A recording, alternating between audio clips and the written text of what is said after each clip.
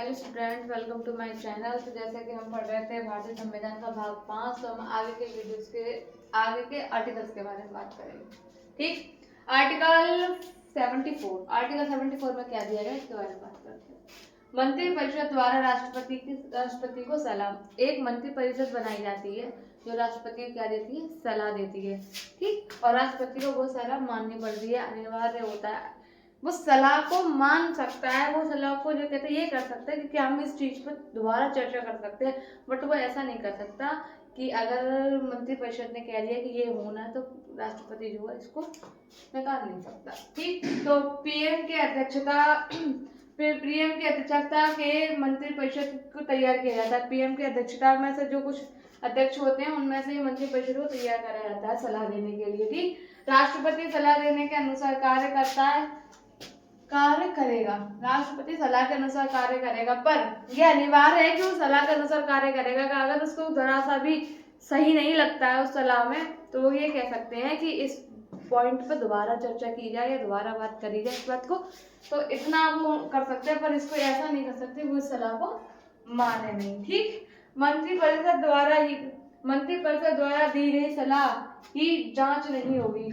ये जो मंत्रिपरिषद जो सलाह देगी उसकी जांच नहीं होगी। किसी भी न्यायालय में मंत्रिपरिषद द्वारा दी गई सलाह की जांच नहीं की जाएगी। ठीक, अब आता है तुम्हारा आर्टिकल 75। आर्टिकल 75 में क्या दिया है, मंत्रियों के बारे में अन्य प्रावधान दिए गए। मंत्रियों के बारे में क्या दिए हैं, अन्य प्रावधान दिए गए हैं। प्रधानमंत्री की नियुक्ति राष्ट्रपति करेगा। प्रधानमंत्री की नियुक्ति कौन करेगा, राष्ट्रपति करेगा। पर मंत्रियों की नियुक्ति पीएम की सलाह से कौन करता है, राष्ट्रपति करेगा। पर सलाह किसकी ली जाएगी, प्रधानमंत्री की। तो प्रधानमंत्री की नियुक्ति कौन कर रहा है, राष्ट्रपति। और मंत्रियों की नियुक्ति कौन कर रहा है, पीएम द्वारा कौन कर रहा है, राष्ट्रपति कर रहा है। ठीक, मंत्रियों की संख्या पीएम सहित मंत्रियों की संख्या पूरा जो हमारा लोकसभा है उसमें 15% होनी चाहिए। इससे ज्यादा अधिक मंत्री नहीं होने चाहिए। कितने परसेंट मंत्री होने चाहिए, 15% मंत्री होने चाहिए प्रधानमंत्री को मिला के। इससे ज्यादा मंत्री नहीं होने चाहिए। ठीक, किसी मंत्री को पद धारण करने के 6 महीने के भीतर संसद के सदस्य में या तो राज्यसभा में बने या लोकसभा में बने, पर बनना अनिवार्य होता है 6 महीने के अंदर।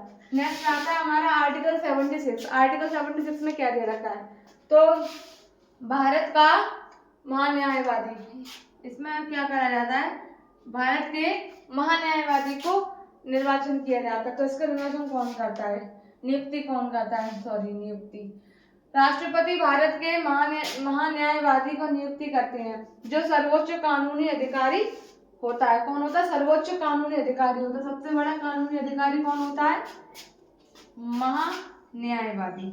सर्वोच्च कानूनी अधिकारी जो होता है वो महान्यायी होता है। न्यायाधीश बनने की इसमें होना क्या चाहिए, न्यायाधीश बनने की, सुप्रीम कोर्ट के न्यायाधीश बनने की योग्यता होनी चाहिए। ऐसे किसी को थोड़ी ना कि सर्वोच्च कानूनी अधिकारी बना दिया जाएगा।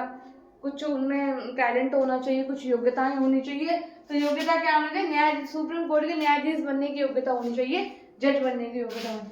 ये भारत सरकार कानूनी मामलों को सलाह देता है। भारत सरकार के जो कानूनी मामले होते हैं उनको सलाह देते हैं और राष्ट्रपति द्वारा सौंपे गए कर्तव्यों का पालन करते हैं। ये अनिवार्य होता है इसके लिए। ये आज हमने पढ़ लिया आर्टिकल 74, 75 एंड 76। आगे के आर्टिकल्स के बारे में हम कल पढ़ेंगे। तब तक के लिए थैंक यू। अगर देखिए, नोट डाउन करिए, अगर समझ में नहीं आता है तो मुझसे दोबारा पूछिएगा। Thank you.